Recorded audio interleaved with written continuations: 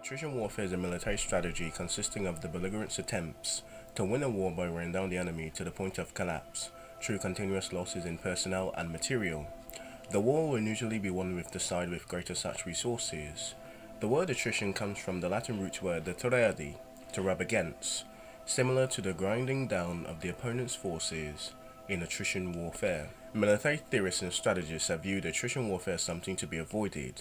Attrition warfare represents an attempt to grind down an opponent and its superior numbers, which is the opposite of the neutral principles of war, in which one attempts to achieve decisive victories by using minimal necessary resources and in a minimal amount of time, through maneuvers, concentration of forces, surprises, and the like. On the other hand, a side that perceives itself to be at a marked disadvantage in maneuver warfare or even unit tactics may deliberately seek out attrition warfare to neutralize its opponent's advantages. If the sides are nearly or even evenly matched, the outcome of the war of attrition is likely to be a Pyrrhic victory. The difference between the war of attrition and other forms of war is somewhat artificial, since war will always contain an element of attrition. It can be said that the pursuit of a strategy of attrition, if one makes it the main goal to cause gradual attrition to the opponent, eventually amounting to unacceptable or even unsustainable levels for the opponent, while limiting one's own gradual losses to acceptable and sustainable levels. The word attrition is synonymous with the First World War on the Western and Italian fronts, and the term is often used when accusing generals of lacking imagination and simply throwing soldiers at their opponent in the hopes that greater numbers would provide victory. This argument implies that attrition in warfare can somehow be avoided. Unfortunately, attrition is a key approach to winning any war, as a combatant typically wins a war when their enemy has been worn down to the point of collapse, physically and mentally, and their enemy's morale and their will to fight has been eroded to such an extent that they are unwilling to further sustain this war, or through the combination of both mutinies, communism, fascismos, and the simple withdrawal of forces. To achieve this effect, it is necessary to destroy or continuously damage their enemy's forces and their morale, and this is typically done and will involve heavy fighting. An army uses maneuver warfare tactics to position itself to its advantage, so when the fighting occurs, when attrition comes in, it is one-sided and the enemy suffer disproportionately greater losses of men and material. Attrition, however, is often necessary in order to then create the space required to maneuver again in the first place. Thus, the two approaches to war are often interlinked. Maneuver brings attrition, and wherever they go, attrition follows with maneuver. But in many ways, attrition will always be the more important of the two. The problem with the First World War was that the stalemate caused by the development of trenches and trench warfare meant that maneuvering to gain an advantage was incredibly difficult, if not impossible, for much of the conflict, even with extensive attritional preparations. Thus, the advantage could only be gained by an attacker.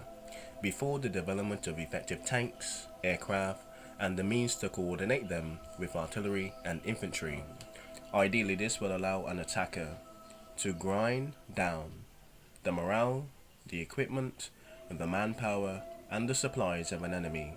faster than they can do in response, and this would bring their defeat, or failing that, a local collapse of the enemy's army, and that might create a breakthrough and a void, and allow maneuver warfare to resume, and a decision to be sought more seriously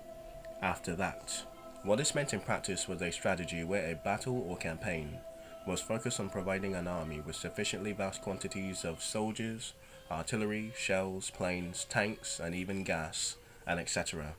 that they could outfight and outlast their opponent. The widespread use of trenches provided a great deal of protection for the soldiers, and this meant that the greater quantities of very heavy shells were required to kill them. Given the enormous difficulties of moving even small numbers of such heavy guns and shells, even in ideal conditions, let alone those of destroyed trench landscapes and battlefields, battles tended to be relatively static and to occur near key railway facilities, for it was the only such place where greater quantities of manpower and material could necessarily. Battles tended to be relatively static and to occur near key railway facilities, for it was the only place where greater quantities of manpower and material necessary to fight could be amassed. As these places were fixed as well, it meant that the enemy could relatively easily predict when large attacks would happen and counter any buildup of material and manpower with a buildup of their own. Thus, the attacks, particularly on the Western and Italian fronts, for much of the periods of 1915 to 1918, took the form of long-running offensive where the enemy's men, supplies, equipment, and even morale was slowly worn down, and their ability to replace their losses of men or material was eventually used up. Over time, with the significant advantages in manpower, equipment, and even supplies, and the morale, it was possible for the attacker to inflict more damage on the enemy than the enemy could sustain, even if the attacking side losses were even heavier.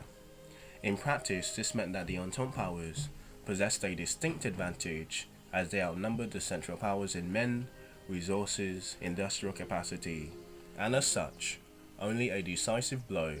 might win the war for Germany. The German offensive, the Kaiserschlacht, during the spring of 1918, tried to break the deadlock of trench warfare because Germany was losing the war of attrition. The supreme irony was that despite the greater distances covered and the larger amounts of territory captured, it was the enormous attrition suffered by Germany during these offensives that contributed directly to the collapse of the army in August 1918. And as the World War finally comes to an end, the world will remember the Battle of the Marne, the Battle of Artois, the Battle of Verdun, Bleed France White, the Battle of Dormont, the Battle of the Somme, the Brusilov Offensive, the Gorlish-Tauernau Offensive, the Battle and the Siege of Kut, the Battle for the Suez Canal, of course, the Battle for Vimy Ridge and the Battle for Passchendaele, and finally, the Kaiserschlacht and the Charge of Basilea, and not to forget the Italians, Caporetto, Monte Azonzo, the Azonzo River or the Soca River, and Vittorio Veneto. Learn something.